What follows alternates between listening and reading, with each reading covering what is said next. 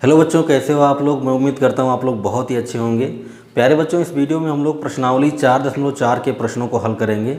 अगर आपने इससे पहले की वीडियोस नहीं देखी हैं तो उनकी लिंक आपको इस वीडियो के डिस्क्रिप्शन बॉक्स में मिल जाएंगी, आप वहाँ से देख सकते हैं या फिर प्लेलिस्ट में जाकर आप सभी वीडियो देख सकते हैं। तो चलिए शुरू करते हैं।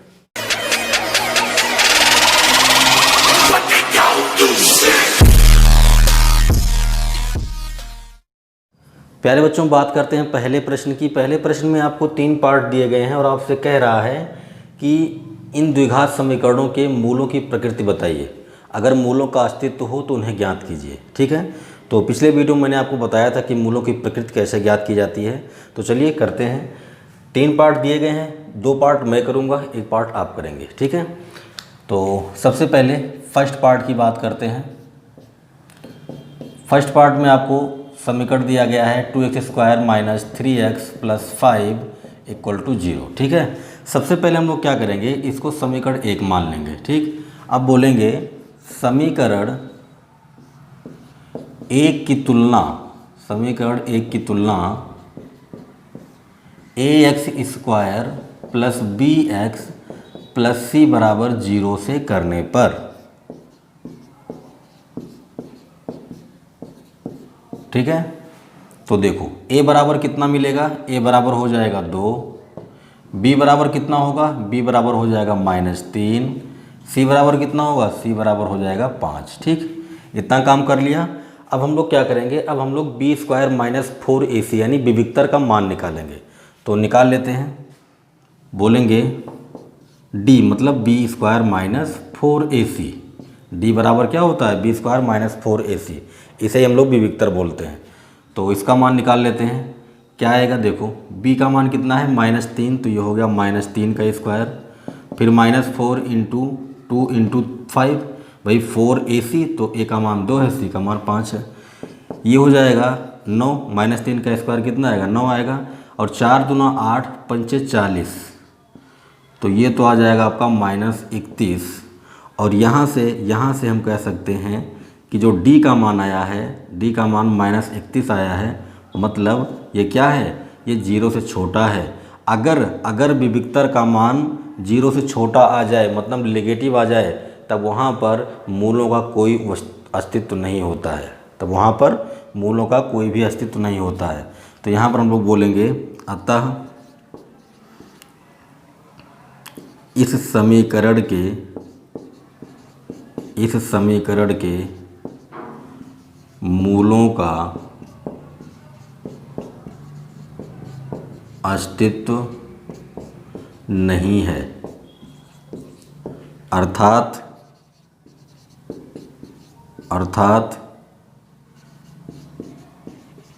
इसके कोई भी वास्तविक मूल नहीं होंगे,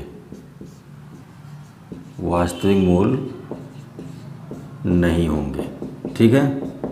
तो अगर d यानी विविक्तर का मान 0 से छोटा आ जाए, नेगेटिव आ जाए, तो वहाँ पर मूलों का अस्तित्व नहीं होगा, मतलब कोई भी वास्तविक मूल नहीं होंगे, तो आप वहाँ पर आगे मूल ज्ञात नहीं करेंगे। ठीक है, तो ये आपका पहला पार्ट था। अब बात करते हैं इसके दूसरे पार्ट की। दूसरे पार्ट में समीकरण दिया है 3x² - 4√3x + 4 = 0। इसको हमने समीकरण 1 मान लिया, और समीकरण 1 की तुलना हम लोग किससे करेंगे, ax² + bx + c = 0 से। क्यों, क्योंकि हमें a b c का मान निकालना है। तो a का मान कितना हो जाएगा, a का मान हो जाएगा 3, b का मान कितना होगा, b का मान -4√3 हो जाएगा, और c का मान कितना होगा, c का मान 4 हो जाएगा। ठीक है, अब देखो, अब हम लोग क्या करेंगे, अब हम लोग d का मान यानी b² - 4ac का मान निकालेंगे। तो निकाल लीजिए।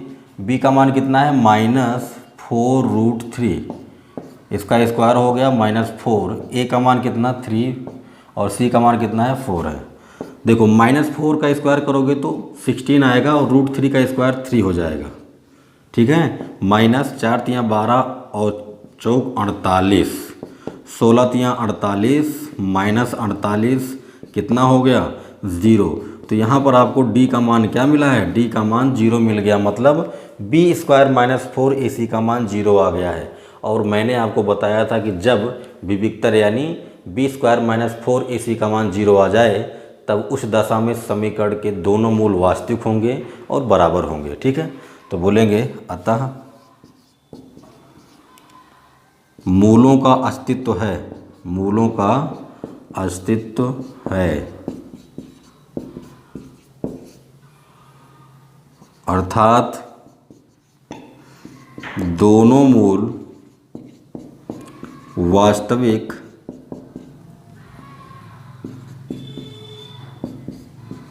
तथा बराबर होंगे, वास्तविक भी होंगे और बराबर होंगे। ठीक है, तो अगर मूलों का अस्तित्व है तो हमें मूल ज्ञात करना है। ठीक है, तो कर लेते हैं। देखो, मूल ज्ञात करने के लिए आप लोग द्विघाती सूत्र का इस्तेमाल करेंगे। द्विघाती सूत्र क्या होता है? x = -b plus minus root b square minus 4ac upon कितना? Upon 2a। ठीक, इस सूत्र से निकाल लेंगे। तो देखो x बराबर b का मान कितना है? b का मान है -4√3। तो b का मान -4√3 है और एक माइनस पहले से है। ठीक, प्लस माइनस, अच्छा b square minus 4ac, b square minus 4ac का मान हमने निकाला है, कितना आया है? 0 आया है। तो यहाँ पर बार बार लिखने की ज़रूरत नहीं, ये हो गया 0 अपान 2। a का मान कितना है? a का मान 3 है, तो ये हो गया 3। तो यहाँ से आपको मिल गया x = माइनस माइनस प्लस 4√3 अपान कितना? 6। ये तो 0 हो जाएगा। यहाँ से आप चाहो तो इसको कट कर दो, 2 दूना 4, 2 तिया 6। तो यहाँ से आपको x का मान मिल जाएगा 2√3/3। एक मूल ये हो गया और दूसरा मूल भी क्या होगा? दूसरा मूल भी यही होगा। क्यों? क्योंकि भाई क्या होता है? दोनों मूल वास्तविक होते हैं और क्या होते हैं? बराबर होते हैं। तो एक मूल ये हो जाएगा, दूसरा भी यही हो जाएगा। ठीक, अच्छा यहाँ पर आप चाहो तो √3 को तोड़ सकते हो। कैसे? देखो, मैं इसको ऐसे भी लिख सकता हूँ, x = 2√3 अपान, इस 3 को मैं लिख सकता हूँ √3 का स्क्वायर लिख सकता हूँ, और इस √3 से ये कैंसिल हो जाएगा, तो बचेगा आपके पास कितना? x = 2/√3। ठीक, तो चाहे आप x का मान ये रखें, चाहे x का मान ये रखें, दोनों आंसर आपका क्या है? दोनों आंसर आपका सही है। तो ये हो गया आपका पहला प्रश्न।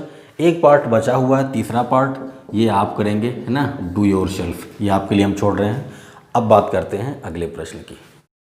दूसरे प्रश्न की बात करें तो इसमें 2 पार्ट दिए गए हैं और आपसे कह रहा है कि k का मान ज्ञात कीजिए यदि दिए गए समीकरण के मूल बराबर हों। ठीक है, तो देखो कैसे करेंगे।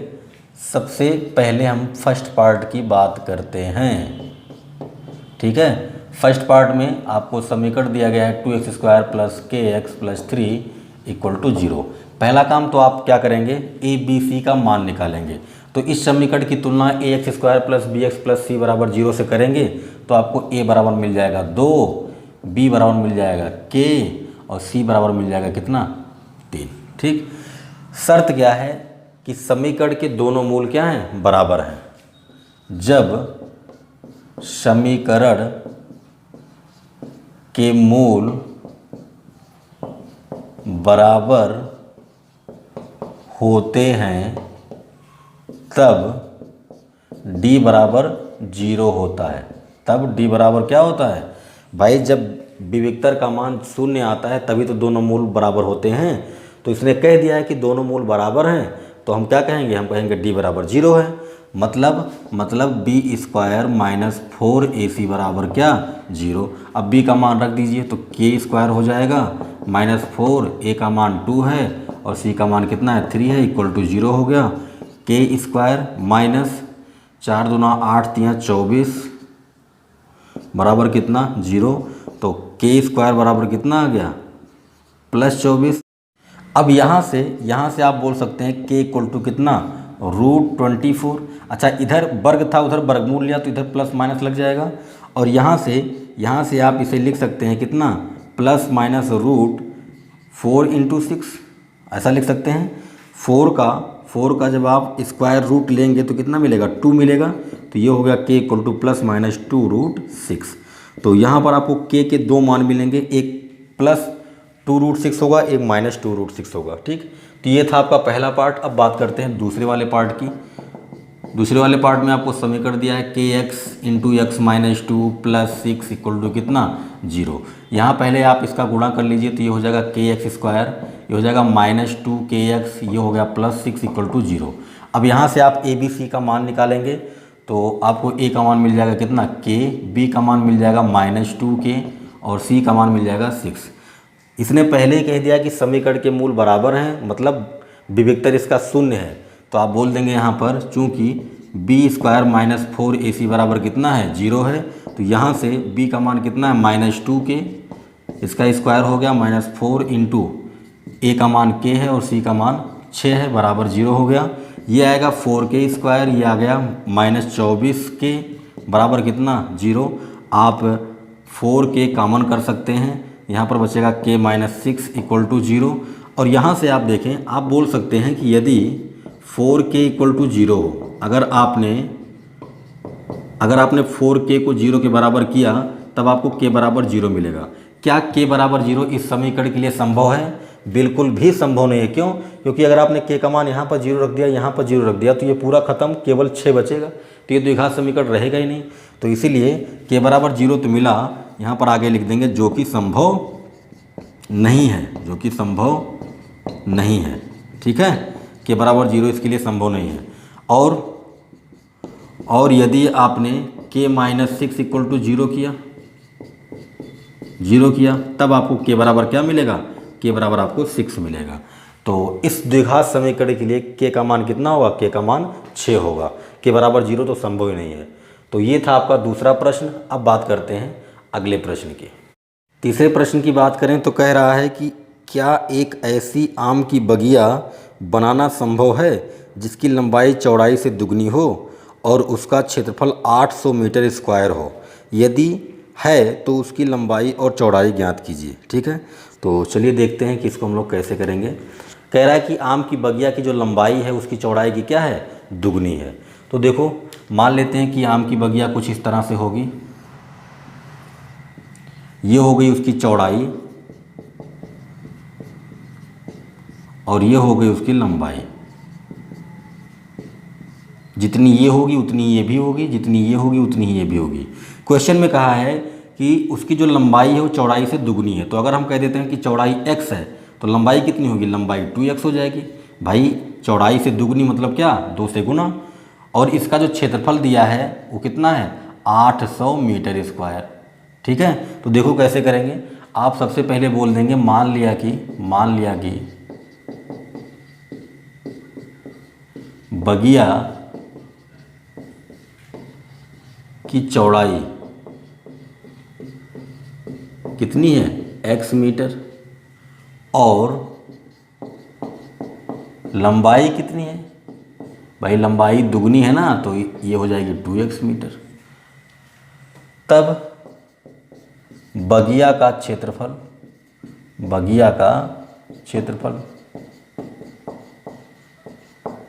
क्या होगा? लंबाई गुने चौड़ाई।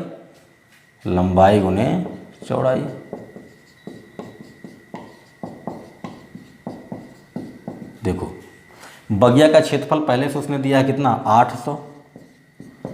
लंबाई कितनी है? 2x है। चौड़ाई कितनी है? x है। ठीक, तो यहाँ से हो जाएगा आपका 2x स्क्वायर बराबर कितना? 800, यही ना। और 2 से काट दो, यह आ जाएगा 400। यहाँ से आपको x स्क्वायर मिल गया 400, तो x बराबर क्या होगा? x बराबर प्लस माइनस अंडर रूट 400। 400 का वर्गमूल तो आ जाएगा प्लस माइनस 20। ठीक, तो x का मान आपको मिला है प्लस माइनस 20। यहाँ से बोलेंगे चूँकि चौड़ाई ऋणात्मक नहीं हो सकती, इसलिए बगिया की चौड़ाई x बराबर 20 मीटर होगी। भाई x का मान हमें प्लस माइनस मिला था ना, तो चौड़ाई कभी भी निगेटिव नहीं हो सकती, इसलिए हम माइनस चिन्ह को छोड़ देंगे तो हमें x बराबर क्या मिलेगा, 20 मिलेगा। तो बगिया की चौड़ाई 20 मीटर हो गई। अभी लंबाई कहेंगे तथा बगिया की लंबाई, बगिया की लंबाई कितनी हो जाएगी भाई, 2x बराबर कितना, 2 गुणे 20 मतलब 40 मीटर। ठीक है, तो ये हो जाएगा आपका आंसर। जो बगिया की चौड़ाई है वो 20 मीटर है और जो लंबाई है वो 40 मीटर है। अब बढ़ते हैं अगले प्रश्न की तरफ। चौथे प्रश्न में कह रहा है कि क्या निम्न स्थिति संभव है, यदि है तो उनकी वर्तमान आयु ज्ञात कीजिए। दो मित्रों की आयु का योग 20 वर्ष है।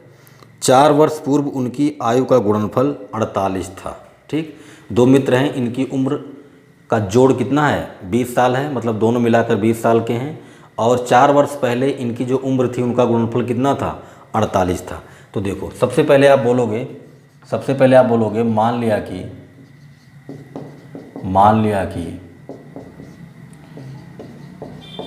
पहले मित्र की आयु x वर्ष है तथा दूसरे मित्र की आयु, देखो अगर एक मित्र की आयु x वर्ष है तो दूसरे की कितनी होगी, जबकि दोनों मिलाकर कितने वर्ष के हैं, 20 वर्ष के हैं। तो अगर एक x वर्ष का होगा, दूसरा 20 माइनस x वर्ष का होगा, 20 माइनस x वर्ष। ऐसे प्रश्न हम लोग कर चुके हैं। ठीक है, देखो अब कह रहा है कि 4 वर्ष पूर्व दोनों मित्रों की आयु का गुणनफल 48 था। तो पहले तो ये निकाल लो कि 4 वर्ष पूर्व उनकी उम्र कितनी रही होगी। 4 वर्ष पूर्व पहले मित्र की आयु कितनी, अगर आज की डेट में x वर्ष का है तो 4 साल पहले x माइनस 4 वर्ष का होगा। ठीक, और दूसरे मित्र की आयु अगर आज वो 20 माइनस x वर्ष का है तो 4 साल पहले कितने का होगा, इसमें से 4 घटा दो ये, तो यहाँ से आपको कितना मिल जाएगा, 20 में से 4 निकल गया, 16 माइनस x वर्ष। अब कह रहा है कि 4 साल पहले की जो उनकी आयु है उनका गुणनफल कितना है, 48 है। तो आप बोल दो प्रश्नानुसार x minus 4 into 16 minus x equal to कितना, 48। गुणा कर दो, 16 का x में करोगे 16x आएगा, 16 का 4 में करोगे 64 आएगा, माइनस x का x में करोगे तो ये होगा माइनस एक्स स्क्वायर, और माइनस x का माइनस 4 में करोगे तो आएगा प्लस 4x इक्वल टू कितना, 48। ठीक है, यहाँ से आप इसको लिख सकते हो माइनस एक्स स्क्वायर 16x और 4x 20x माइनस 64 बराबर कितना, 48। एक काम करते हैं, इन सब को उधर लेकर चलते हैं, उधर ले जाने से minus x square plus x square हो जाएगा।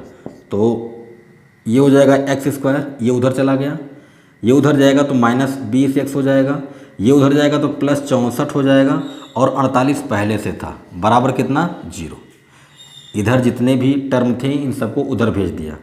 अब यहाँ से हो जाएगा x square minus 20x plus 64 में 48 जुड़ जाएगा, कितना आएगा, 8 और 4 12, 6 4 10 और 1 11 बराबर कितना, 0।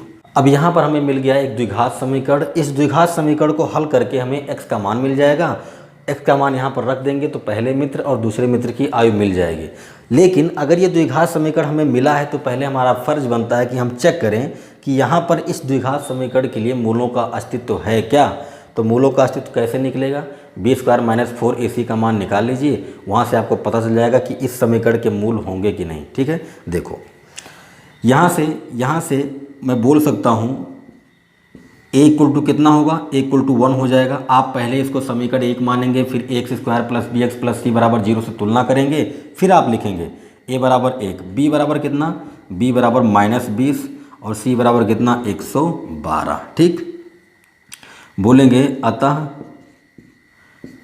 d equal to b square minus 4ac, इसका मान निकाल लेते हैं। तो देखो b का मान है माइनस 20, तो ये हो गया माइनस 20 का स्क्वायर, माइनस 4, a का मान 1 है लेकिन c का मान 112 है। ठीक, देखो -20 का स्क्वायर तो हो जाएगा 400, माइनस 4 का 1 में गुणा करोगे 4 होगा, और 4 का 112 में करना है तो 4 दूना 8, 4 एकम 4, 4 एकम 4। लो जी, 400 में से 448 घटाओगे कितना आएगा, डी बराबर आ जाएगा -48, जो कि 0 से छोटा है। और अगर डी का मान 0 से छोटा आ गया तो मूलों का अस्तित्व नहीं होगा। बोलेंगे इस दशा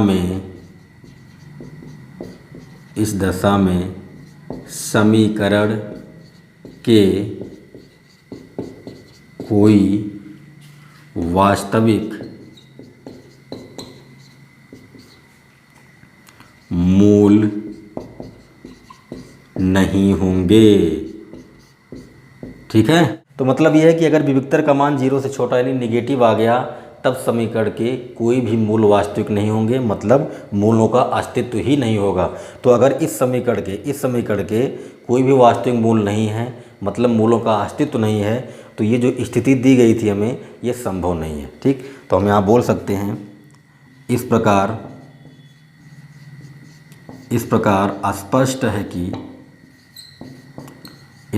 स्पष्ट है कि दी गई स्थिति संभव नहीं है। ठीक है, तो यहाँ से आप दोनों मित्रों की आयु नहीं निकाल सकते। ठीक है, तो ये आपका था चौथा प्रश्न। अब बात करते हैं अगले प्रश्न की। पांचवा प्रश्न कह रहा है कि क्या परिमाप 80 मीटर तथा क्षेत्रफल 400 मीटर स्क्वायर के एक पार्क को बनाना संभव है? यदि है तो उसकी लंबाई और चौड़ाई ज्ञात कीजिए। तो यहाँ पर आपको पार्क का परिमाप और क्षेत्रफल दिया गया है और आपको उस पार्क की लंबाई और चौड़ाई ज्ञात करनी है। ठीक है, तो चलो करते हैं। सबसे पहली बात, पार्क का परिमाप दिया है, तो मान लेते हैं कि ये पार्क है, ये हो गई चौड़ाई और ये हो गई लंबाई। ठीक है, परिमाप कितना दिया है? परिमाप दिया है 80 मीटर और क्षेत्रफल कितना दिया है? क्षेत्रफल दिया है 400 मीटर स्क्वायर। तो आपको बताना है कि इस पार्क की लंबाई और चौड़ाई कितनी होगी। ठीक है, सबसे पहली बात हम अच्छी तरीके से जानते हैं कि परिमाप जो होता है, ये आयताकार है ना, तो परिमाप जो होता है वो 2 गुने लंबाई धन चौड़ाई होता है, ये होता है। ठीक, परिमाप कितना दिया है? 80, तो ये हो गया 80 बराबर 2 लंबाई धन चौड़ाई। 2 से 80 कट जाएगा, कितना आएगा? 40। तो यहाँ से आप बोल सकते हैं कि लंबाई धन चौड़ाई बराबर कितना है? 40 मीटर। ठीक, तो ये जो पार्क हमें दिया गया है, इस पार्क के लिए क्या शर्त है कि लंबाई और चौड़ाई दोनों का जोड़ कितना है? 40 मीटर है। तो अगर लंबाई और चौड़ाई दोनों मिलाकर 40 मीटर हैं तो आप कह सकते हो कि भाई अगर मैंने कहा कि इस पार्क की लंबाई x है तो चौड़ाई कितनी होगी?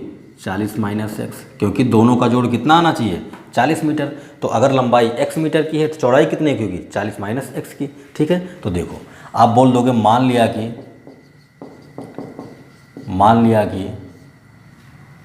पार्क की लंबाई कितनी है? x metre. ठीक, तब चौड़ाई कितनी होगी? तब चौड़ाई हो जाएगी 40 माइनस x मीटर। ठीक, ये वाली चीज़ भी आप नोट करेंगे। ठीक, क्योंकि यहीं से हमें पता चल पाया है कि लंबाई और चौड़ाई दोनों मिलाकर कितने हैं? 40 मीटर। ठीक, अब देखो बोलेंगे इसलिए पार्क का क्षेत्रफल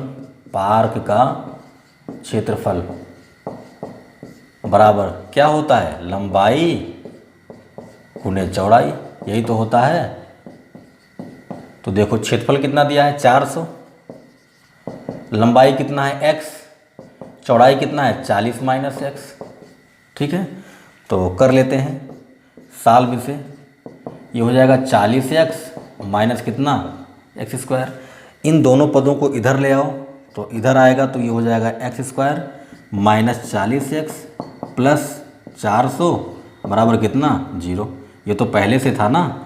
तो यहाँ से आपको मिल गया एक द्विघात समीकरण। अब इस द्विघात समीकरण को हल करेंगे तो हमें लंबाई और चौड़ाई मिल जाएगी। उससे पहले हम पता करेंगे क्या इस द्विघात समीकरण के मूलों का अस्तित्व है। तो उसके लिए आपको क्या करना होगा, बी स्क्वायर माइनस 4ac यानी विविक्तर का मान निकालना होगा। उससे पहले हम ए बी सी का मान निकालेंगे तो ए बराबर आपको 1 मिलेगा, बी बराबर कितना मिलेगा, बी बराबर माइनस 40 मिल जाएगा और सी बराबर कितना 400। ठीक है, तो बोलेंगे चूँकि विविक्तर बी स्क्वायर माइनस 4ac बराबर बी का मान कितना है माइनस 40 है, तो ये माइनस 40 का स्क्वायर हो गया माइनस 4, ए का मान 1 और सी का मान कितना 400। यहाँ से माइनस 40 का स्क्वायर करोगे तो 1600 आएगा और माइनस ये कितना हो गया 1600 हो गया। लो जी कितना आ गया 0 आ गया, यानी डी बराबर यानी विविक्तर कितना आ गया 0 आ गया।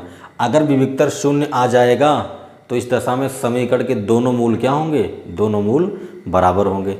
ठीक है, तो आप बोल देंगे अतः मूलों का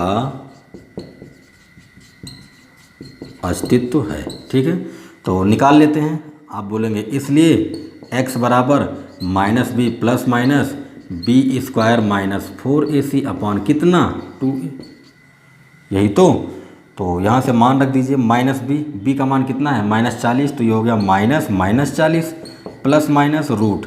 देखो बी स्क्वायर माइनस 4ac का मान अभी आपने निकाला है, कितना आया 0 आया है। 2a का मान कितना है, a का मान 1 है, तो यहाँ से आपको मिल जाएगा माइनस माइनस प्लस 40 और ये तो 0 हो गया बटे में 2 यानी कितना आया 20 मीटर। तो x का मान कितना आया 20 मीटर। आप अच्छी तरीके से जानते हैं कि जब विविक्तर का मान 0 हो जाता है यानी d बराबर 0 आ जाता है तब उस दशा में समीकरण के दोनों मूल बराबर होते हैं। तो अगर एक मूल 20 मीटर आया है तो दूसरा भी क्या होगा 20 मीटर ही आएगा। ठीक, तो बोल सकते हैं अतः पार्क की चौड़ाई 40 माइनस 20। भाई हमको x बराबर 20 मिला है ना, और ये 20 क्या है पार्क की लंबाई है। यहाँ हम कह सकते हैं कि पार्क की लंबाई बराबर कितनी 20 मीटर। तो पार्क की लंबाई हमको यहाँ से मिल गई। अब यहाँ पर हम x का मान 20 रख देंगे तो हमें चौड़ाई भी मिल जाएगी। ठीक, तो ये था आपका 5वां प्रश्न और इस प्रश्न के साथ आपकी ये प्रश्नावली 4.4 समाप्त होती है। साथ ही साथ ये चैप्टर भी समाप्त होता है। मिलते हैं नेक्स्ट वीडियो में। Thank you.